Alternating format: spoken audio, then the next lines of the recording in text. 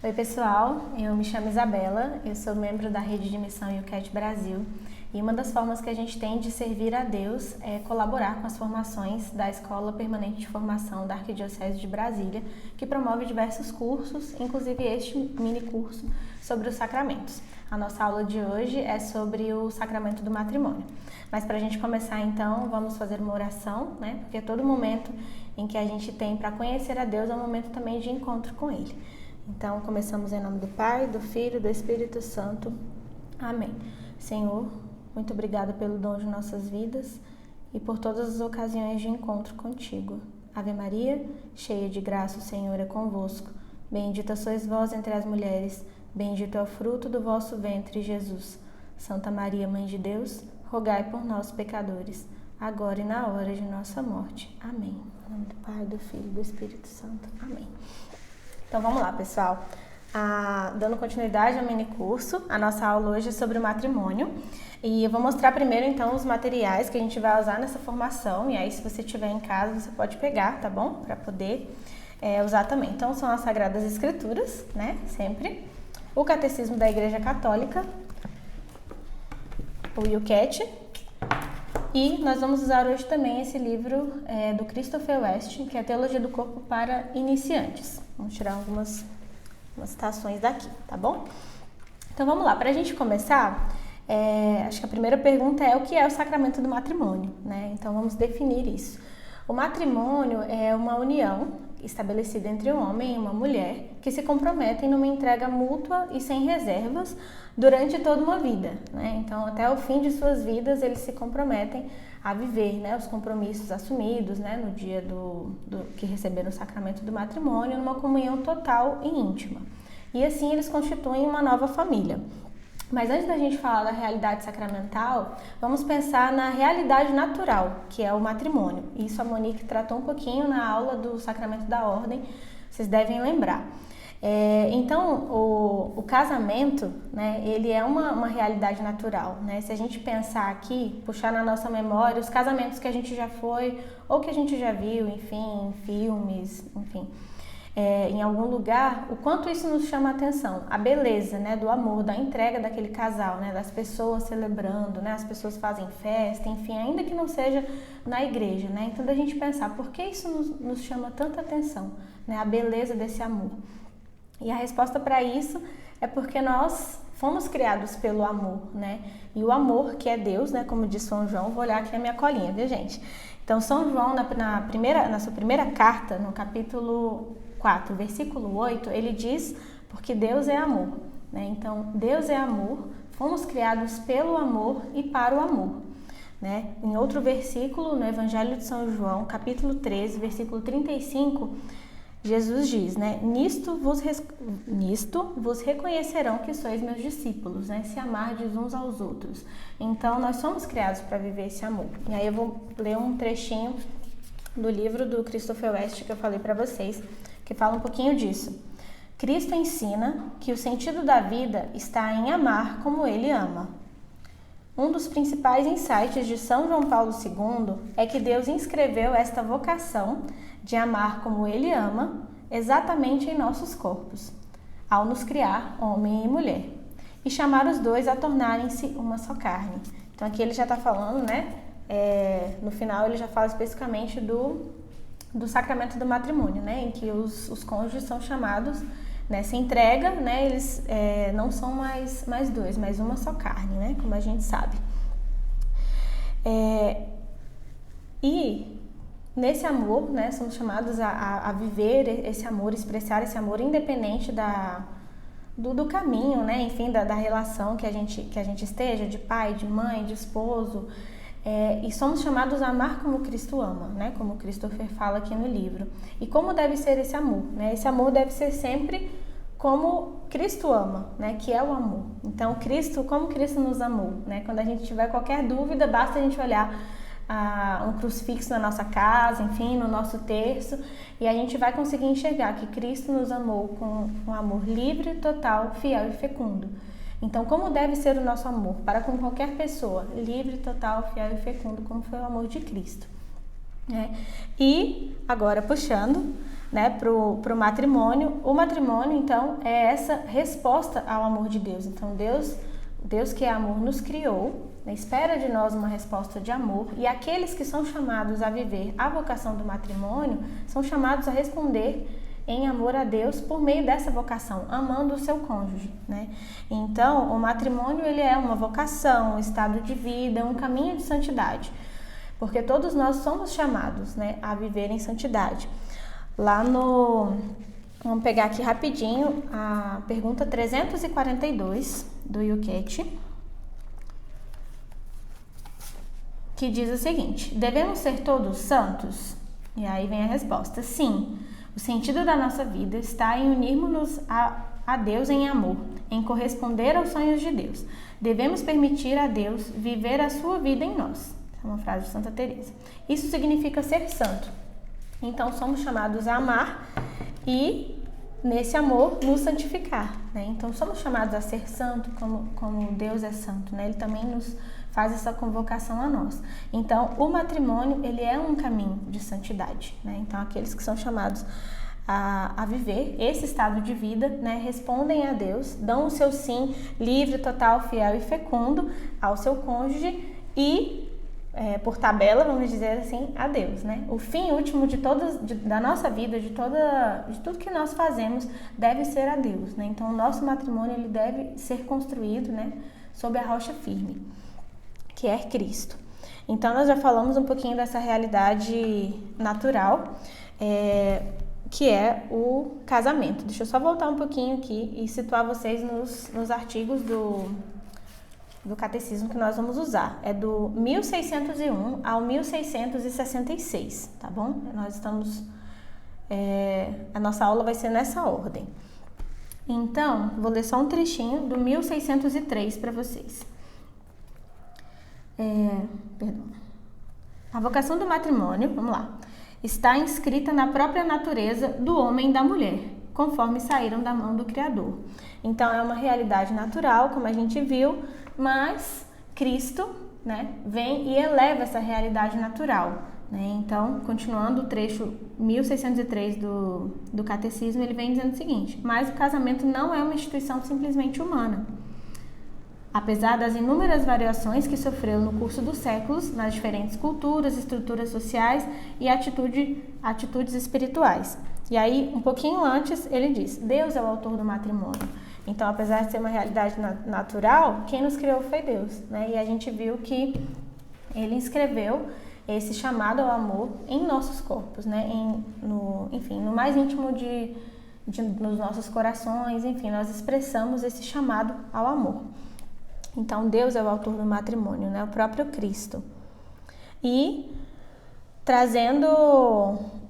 quando Cristo veio à Terra, quando Cristo assume a nossa condição humana, ele redime todas as nossas realidades, né? E nisso também redimiu e santificou o amor conjugal, né? Então, Cristo, de uma simples, entre aspas, realidade humana, bela, ele eleva a dignidade, né, de sacramento, que é o que nós estamos estudando na aula de hoje, né? Então, feita essa introdução, vamos falar então qual é a finalidade do matrimônio e como ele é celebrado, né?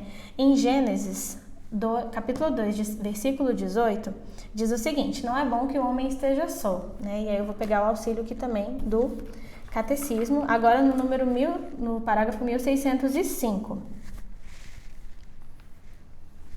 E aí vem dizendo, aqui ele cita o trecho de Gênesis: não é bom que o homem esteja só. A mulher, carne de sua carne, isto é, igual a ele, bem próxima dele, lhe foi dada por Deus como um auxílio, representando assim Deus em que está o nosso socorro. A gente gosta de dizer, né, na rede de missão, que a mulher é o socorro de Deus, né? A gente fala carinhosamente assim. E a gente acabou de ler, né, esse trechinho aqui no Catecismo. Então, Deus viu que não era bom que o homem estivesse só, né? E nós sabemos que o nosso Deus é comunhão, né? Ele é um Deus, né? 3 pessoas em um Deus. Então, ele quis se fazer família, né? Quando veio à Terra, nasceu na Sagrada Família. E da mesma forma, né, na relação de homem e mulher. Então, ele fez, né, deixa eu pensar aqui, uma auxiliar que lhe seja adequada, né, um socorro de Deus. Então, a finalidade do matrimônio é sim para a nossa felicidade, né, para o bem dos cônjuges, porque Deus nos ama e quer que a gente seja feliz, né, que a gente tenha uma vida plena, que não se realiza nesta terra, mas por meio das vivências, né, buscando o caminho da santidade, a gente pode experimentar um pouco disso. Então, o matrimônio ele é ordenado para o bem dos cônjuges e também para a geração e educação dos filhos, né? Então, por que eu falei disso assim separado?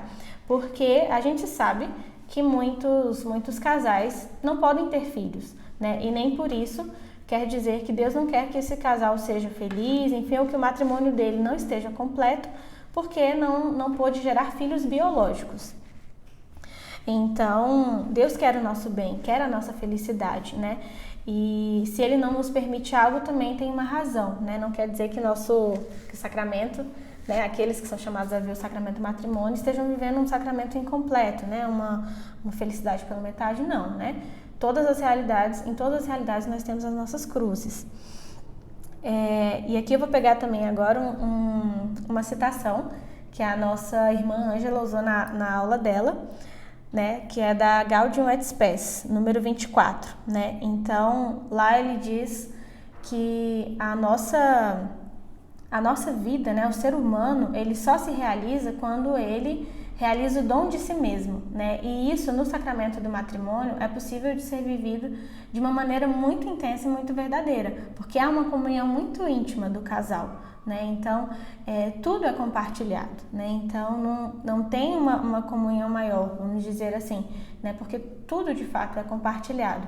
Então, por meio dessa comunhão de vida, a gente consegue experimentar, né, os chamados a viver o matrimônio, na dimensão dessa vocação, o que é viver, né? O que é se doar, né? Se fazer um dom para o outro em tudo.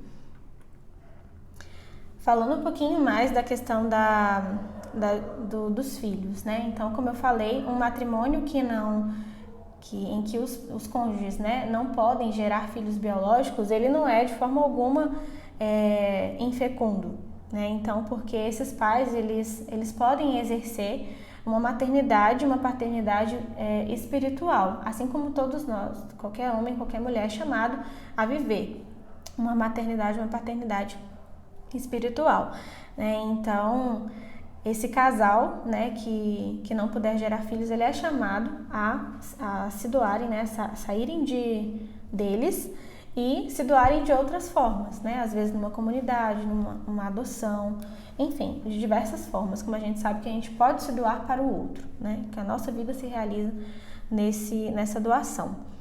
Sobre a educação dos filhos, eu vou ler um trechinho aqui que eu separei do catecismo.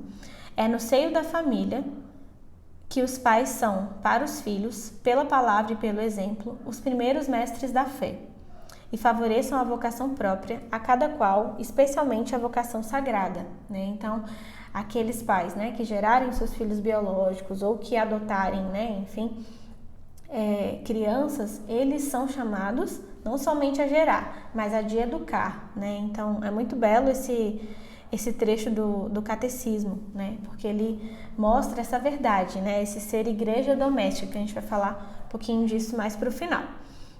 Sobre a celebração do sacramento em si, né? Então, nós já vimos para que o sacramento é orientado, né? Então, para o bem dos cônjuges, para a geração e educação dos filhos. E como ele é celebrado. E aí a gente vai pedir a ajuda aqui do Yucat, lá no número 261 e 266, que ele fala de uma maneira bem didática pra gente. Vamos lá. O 261 diz o seguinte: como se realiza o sacramento do matrimônio? O sacramento do matrimônio realiza-se mediante uma promessa entre um homem e uma mulher, prestada diante de Deus e da Igreja, aceite e selada por Deus e concluída pela união corporal do casal, que é o próprio Deus, que dá o laço do matrimônio sacramental. Ele mantém-no unido até a morte de um dos consortes. E aqui esse foi o 261. Aqui no 266, ele vai falar um pouco mais do rito em si, vai falar do consentimento, né? Que é o momento em que acontece mesmo, né? Enfim, em que os noivos passam a ser esposos, né? Enfim, engasguei aqui, mas vamos lá. Então, nesse momento do consentimento, os noivos respondem a 3 perguntas, né? Então, a primeira pergunta, né, é se os noivos estão ali livres e desimpedidos, né? Se é livre aquele passo. E aí vamos recordar lá, como é que deve ser o nosso amor? Livre, total, fiel e fecundo. Então, aqui eles perguntam, é de vossa livre vontade de todo o coração que pretendeis fazê-lo, né? Então, a primeira coisa, os noivos respondem se eles estão ali de maneira livre e desimpedida. Segundo, é questionado, né? Se os noivos, eles prometem, né? Decidindo amar-vos, vão se respeitar ao longo da vida, prometem fidelidade, né? Então, segundo, sim. E por fim, se os noivos, né, estão dispostos a receber os filhos que Deus os enviar e educá-los segundo a lei de Cristo, né? E aí, então, encerra essas 3 perguntas, que é o momento principal da celebração do sacramento, né? E aí vamos remeter também aqui essa última pergunta de receber os filhos, lembrar da finalidade, né, como o catecismo nos explica. Então, ele pergunta se aceita os filhos, né, que diz respeito à geração, e à educação, né? Então, são as 2 coisas juntas, né? Não podemos nos esquecer. No sacramento do matrimônio, diferente dos outros sacramentos, os próprios noivos são os ministros, né? Então, o sacerdote, ele assiste. E além disso, também é pedido 2 testemunhas, né? Enfim, então para casar basta isso, né?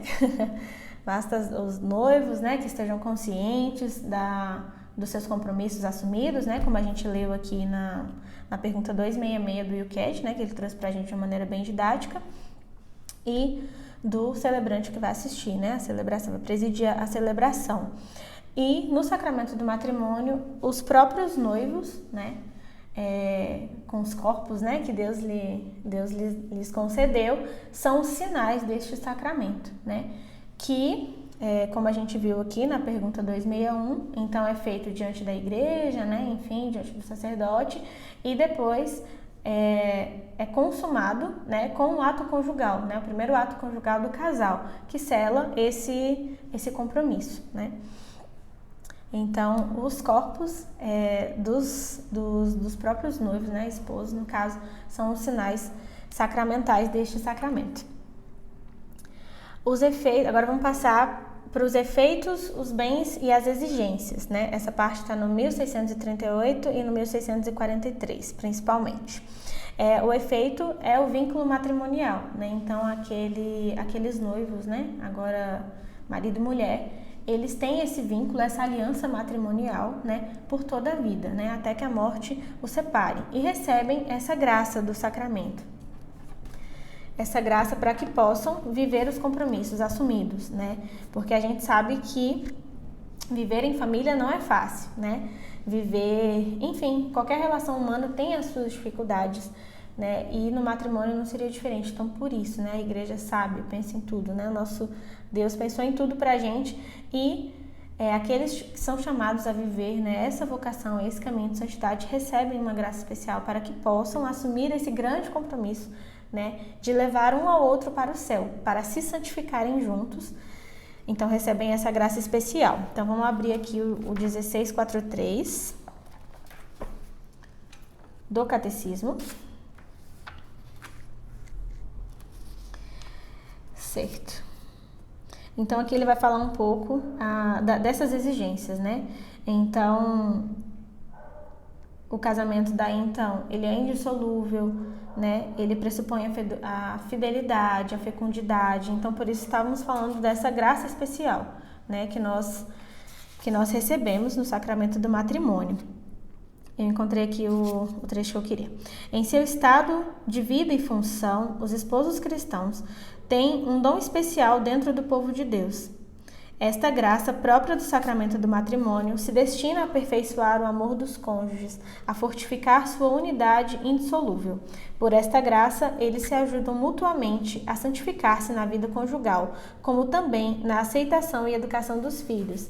Então aqui, né, com palavras muito melhores que as minhas, a gente pode entender, então, por que existe essa graça, né? Por que é preciso essa graça sacramental do matrimônio, né? Para que a família realmente possa, né, caminhar junta rumo ao céu, né? Para que os pais possam cumprir sua função, né? Um para com o outro primeiro, né? E é o mais importante, porque se não existe um homem e uma mulher, não existe a base da família, né? Então, é preciso, né? É necessário que os cônjuges eles tenham essa atenção especial. E claro, né, que os esforços do casal, quando tem filhos biológicos, enfim, ou se adotarem, né, filhos, eles vão se direcionar, né, para cuidar, para educar esses filhos para o céu, né?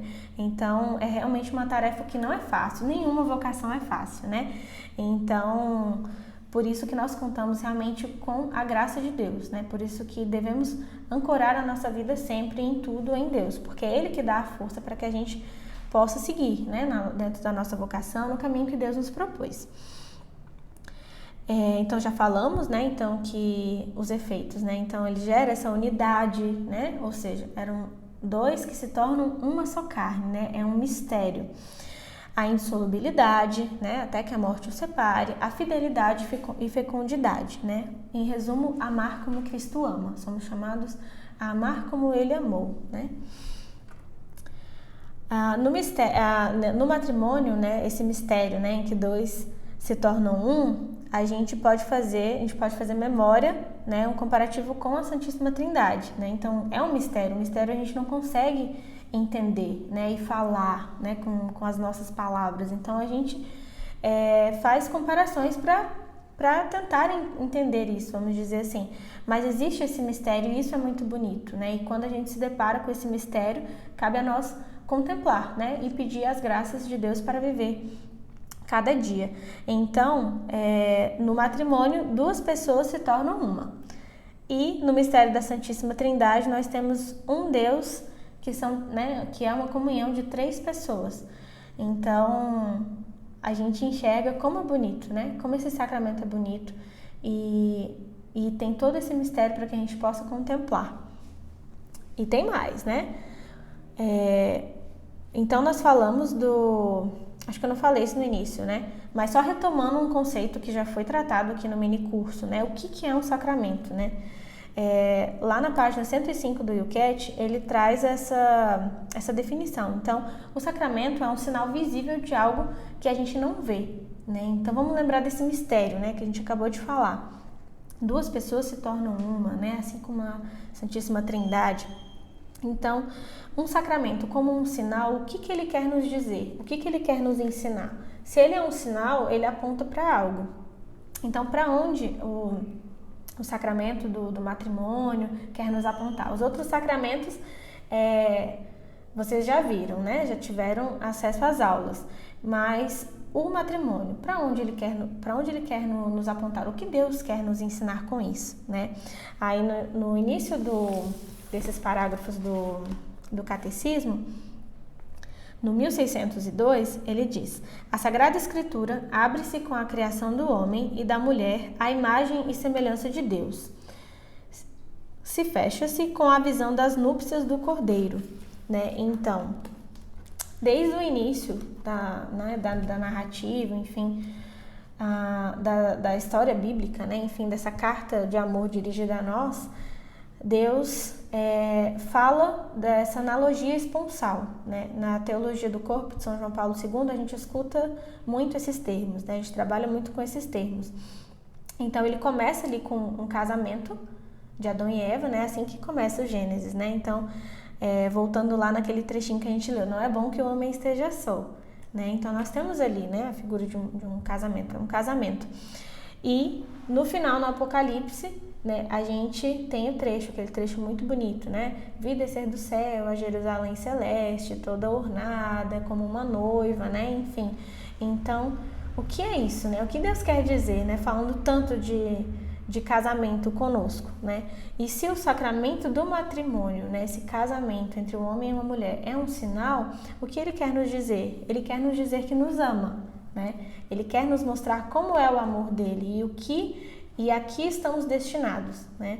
Vocês já assistiram a aula do sacramento da ordem, então vocês já viram isso um pouquinho, né? Que cada vocação vai expressar esse amor de Deus, né?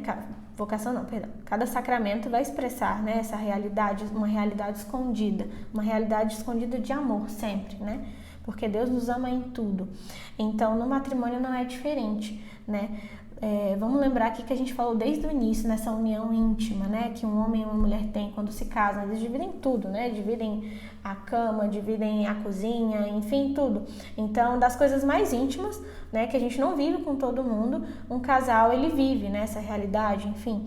E nisso, na simplicidade, né, desse dia a dia, com tudo isso, né, numa realidade que parece tão pequena, Deus sempre quer nos dizer: olha, o meu amor por você é assim, nessa comunhão íntima, né? Quando um casal vive isso, né, vive isso em Deus, ele consegue expressar, né? Claro, todos temos defeitos, todos temos pecados, isso é óbvio, né? E Deus sabe muito bem, Deus nos precede em tudo, Ele sabe de todas as coisas.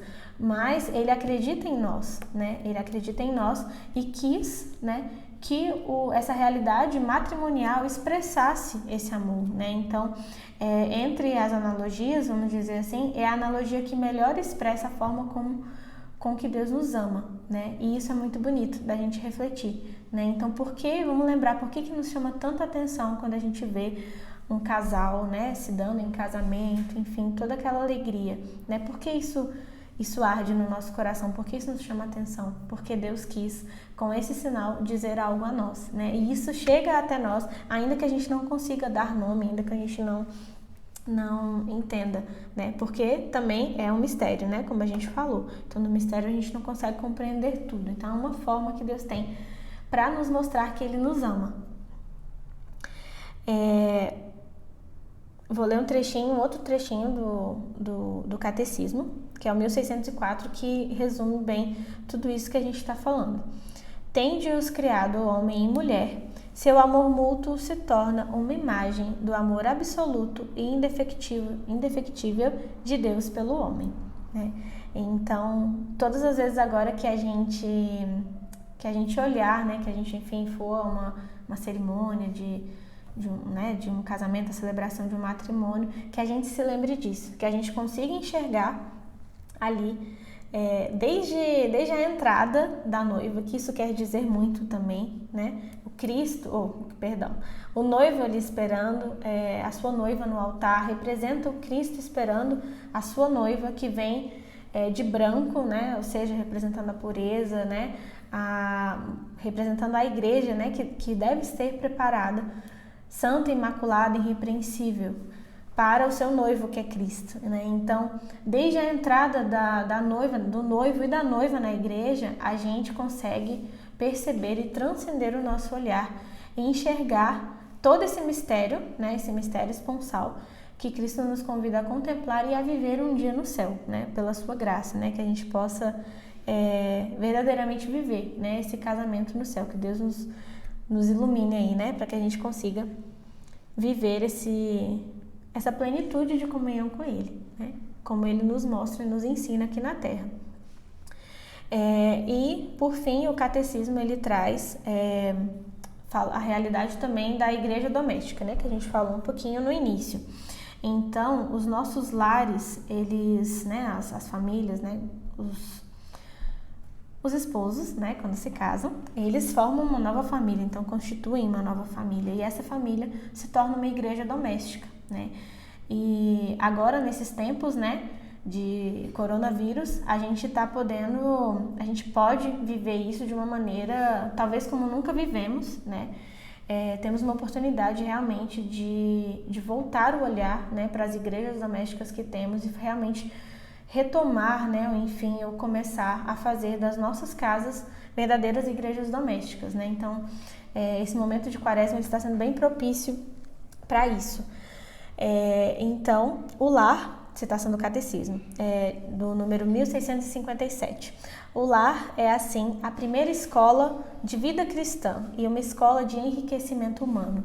E aí o Catecismo vai trazer outros diversos trechos belíssimos que vale a pena ler, tá bom? E a gente está no curso aqui, é só para instigar, né, para que a gente possa se encorajar a conhecer mais, né, da nossa fé e a riqueza, né, que Deus deixou na nossa Santa Igreja para a gente. Então,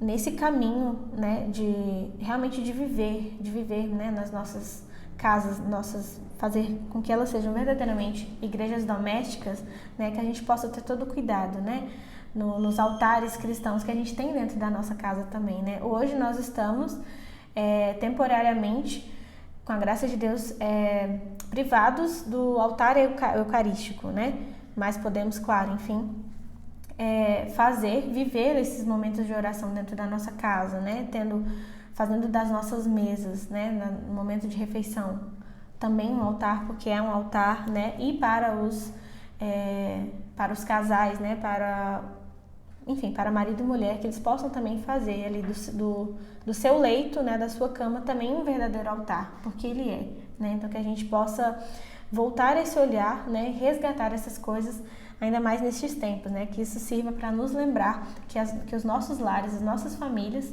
elas são verdadeiras igrejas domésticas, né, que devemos viver, conservar, né, esse espírito de oração, de serviço, né, da vivência do perdão, enfim, de todos os valores cristãos. E aí, por fim, então, para que vocês possam pesquisar, caso não conheçam, né, eu trouxe aqui alguns nomes de santos, enfim, ou personagens bíblicos que a gente pode contemplar essa vivência santa do matrimônio, né, da gente ver que é possível a gente fazer do sacramento matrimonial, aqueles que são chamados a vivê-lo, fazer de fato um caminho de santidade, né? Que a gente se inspire, né? Que os casados se inspirem nisso e os que não são casados também que se inspirem em suas vidas para que, olhando para suas vidas, possamos enxergar um sinal, né? Ou possamos enxergar através desse sinal aquilo que Deus quer nos dizer, né? Que Ele quer nos dizer, quer nos falar do seu grande amor por nós. Então, santos que viveram, né, o sacramento do matrimônio, enfim, foram declarados santos. São Luís e Santa Zélia, os pais de Santa Teresinha. Santa Giana Beretta Molla, né, que foi uma médica, o testemunho dela já é mais atual, um pouquinho mais atual que ela ainda, serva de Deus, Chiara Corbella Petrillo, e muito especial para a rede de missão, Emília e José, que são os pais de São João Paulo II. Foi aberto o processo de canonização deles, então tá aí para a gente acompanhar nessa expectativa, né? Santa Rita de Cássia também, né? Ela foi casada, depois se tornou religiosa, né? Uma história belíssima dela também. Temos também Áquila e Priscila, né? Que foram grandes colaboradores, né? No início ali com São Paulo, realmente no início da igreja, né? No surgimento da igreja. E é isso, só para a gente pesquisar um pouquinho mais aí e se inspirar, né, na vida dessas pessoas que fizeram, né, da sua vocação matrimonial um verdadeiro caminho de santidade, né? E é exemplo para todos nós, claro, assim como todos os santos. Então é isso, pessoal. Espero que tenha sido válida essa aula, né? Procurem os números do catecismo, né? A ordem da nossa aula foi toda conforme na ordem do catecismo, tá bom? Peço desculpas pelos engasgos aí, a gente não tá acostumada, mas é isso, né? A gente tá aqui para servir, como eu falei no início do vídeo, e qualquer dúvida, né? Acho que pode mandar no grupo, ou o que a gente puder ajudar, tá bom? E tirar as dúvidas, a gente tá aqui à disposição. Muito obrigada. Fiquem com Deus.